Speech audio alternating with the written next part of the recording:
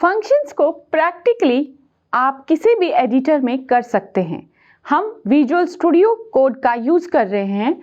Visual Studio Code easy to learn और यहाँ पे इंटेलिजेंस का यूज बहुत ज़्यादा है, तो आप इसको यूज कर सकते हैं या आप किसी भी एडिटर का यूज कर सकते हैं। जब हम फंक्शंस की बात करते हैं तो आपको फंक्शन कॉल और फंक्शन डेफिनेशन मस्ट है। प्रोटोटाइप कहीं पे किसी एडिटर में वार्निंग देता है और किसी में एरर। सो हम तीनों का देखेंगे विजुअल स्टूडियो कोड में। जब हम फंक्शंस की बात सी प्रोग्रामिंग में करते हैं तो हमको फंक्शंस को सबसे पहले एक नाम देना पड़ेगा। जैसे हमको एडिशन ऑफ टू नंबर्स का प्रोग्राम करना है तो हमको स्टार्ट तो वैसे ही मेन से स्टार्ट करना पड़ेगा और हम एडिशन ऑफ टू नंबर्स का प्रोग्राम को फंक्शन में डिवाइड करना चाहते हैं, यानी कि हम एक प्रोग्राम को डिवाइड करेंगे क्लैरिटी के लिए। तो हम सबसे पहले उस फंक्शन का नाम लिखेंगे, क्योंकि हमने सिंटेक्स में देखा है कि हमको फंक्शन का एक नाम देना पड़ेगा। तो चलिए हमने एक नाम दे दिया कोचिवा और हमको पैरेंथेसिस देना पड़ेगा विद सेमीकोलन। और ये अगर आप देखें तो ये हमारे लिए फंक्शन का नाम हो जाएगा, जिसको हम टर्मिनेट करेंगे सेमीकोलन से। टर्मिनेट करना सेमीकोलन से बहुत ही इंपॉर्टेंट है। आप जब इस प्रोग्राम को देख रहे हैं, अगर आप देखें तो हमने यहाँ पे अभी तक फंक्शन कॉल ही किया हुआ है, क्योंकि यूजर डिफाइंड में हमने बात करी, क्योंकि कोचिवा जो है वो हमने यूजर डिफाइंड नेम लिया है। तो हम इसको अगर रन करें तो हम चेक करना चाहेंगे क्या ये इनबिल्ट है या नहीं। तो ये आपको एक एरर देगा कि कोचिवा का डेफिनेशन आपने नहीं लिखा है। सो कोचिवा एक फंक्शन है जो हमने हमारा कोई नाम दिया हुआ है, तो आप इसको देखेंगे ये रन नहीं होगा और ये आपको एरर देगा कि डेफिनेशन पार्ट इज मिसिंग। तो अब हम इसमें जो भी काम कराना चाहते हैं वो डेफिनेशन पार्ट इसमें लिखेंगे। अब जब इसमें हम लिखेंगे फिर से यूजर का नाम, यानी कि जो आपने यूजर फंक्शन का नाम दिया है वही सेम नाम। ये आपको याद रखना है कि केस सेंसिटिव का ध्यान रखना है, क्योंकि सी लैंग्वेज जो है वो पूरी तरह से केस सेंसिटिव है, यानी कि अगर आपने स्मॉल में लिखा है तो स्मॉल में ही डालना है। और एडिशन ऑफ टू नंबर्स का लॉजिक तो आपको सबको पता ही है, तो सेम चीज आपने यहाँ पे variable declaration addition of two numbers पूरा का पूरा डाल दिया।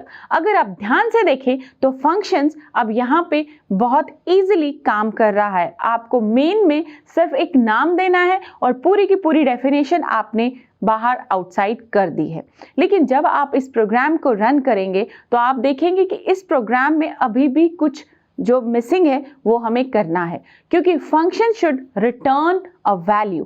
Function should return a value main के टाइम पे भी हमने अर्लियर लेक्चर्स में किया है। तो हम कुछ नहीं करेंगे, हम वापस अपने कोचिवा वाले फंक्शन पे जाएंगे और वहां पे इंट लिख देंगे। अब इंट लिखा है तो डाउन में हमको रिटर्न 0 भी लिखना है, तो हम वो भी लिखेंगे।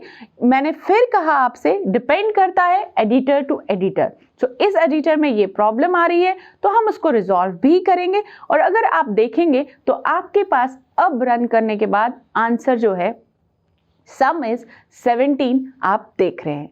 सो ये हमारा फंक्शन है, पहला प्रोग्राम जिसमें हमने ये सीखा कि फंक्शन को कॉल करना ही ओनली नहीं है, हमें फंक्शन को हमें डिफाइन भी करना पड़ेगा और उसकी डेफिनेशन हम कुछ इस तरह से आप देखेंगे लिखेंगे। So function definition, function call तो हो गया। अगर आप इसका प्रोटोटाइप भी देना चाहते हैं तो प्रोटोटाइप में आपको कुछ नहीं करना है, आपको पूरी फंक्शन डेफिनेशन की जो आपकी हेडर लाइन होगी वो पूरी की पूरी आपने कॉपी कर देनी है और एज इट इज वो पेस्ट कर देनी है आपकी हेडर फाइल से ऊपर। और टर्मिनेट करना है, याद रखना है आपको टर्मिनेट। सो इसको टर्मिनेट करना बहुत ज़रूरी है। अगर आप टर्मिनेट नहीं करेंगे तो ये एज इट इज डेफिनेशन की तरह लेगा। सो आपको इसको टर्मिनेट करके इसको बताना है कि ये आपका फंक्शन प्रोटोटाइप है। तो हमने अब फंक्शन प्रोटोटाइप भी कर दिया। आप इसको फुल्ली देख सकते हैं। हमने फंक्शन डेफिनेशन भी करी, हमने फंक्शन कॉल भी करा और हमने फंक्शन प्रोटोटाइप भी कर लिया। जब आप रन करेंगे तो आपके पास सेम आंसर आएगा, सम इज 17। आप यूजर डिफाइंड इनपुट भी दे सकते हैं। हमने इसको इनिशियलाइज किया टू चेक आपका फंक्शन का वर्किंग कैसे होता है। तो हमने ये वर्किंग देखा, इसमें हमने कोचिवा नाम का एक फंक्शन बनाया जिसमें हमने एडिशन ऑफ टू नंबर्स किया, और एडिशन ऑफ टू नंबर्स में हमने क्या सीखा, जो चीज़ हम मेन में पूरा का पूरा करते थे वही हमने यहाँ पे नीचे कर लिया है। सो आपने देखा कि फंक्शन डेफिनेशन हमेशा आउटसाइड द मेन होगी। ये आप टॉप पे भी कर सकते हैं या मेन के बॉटम में भी कर सकते हैं।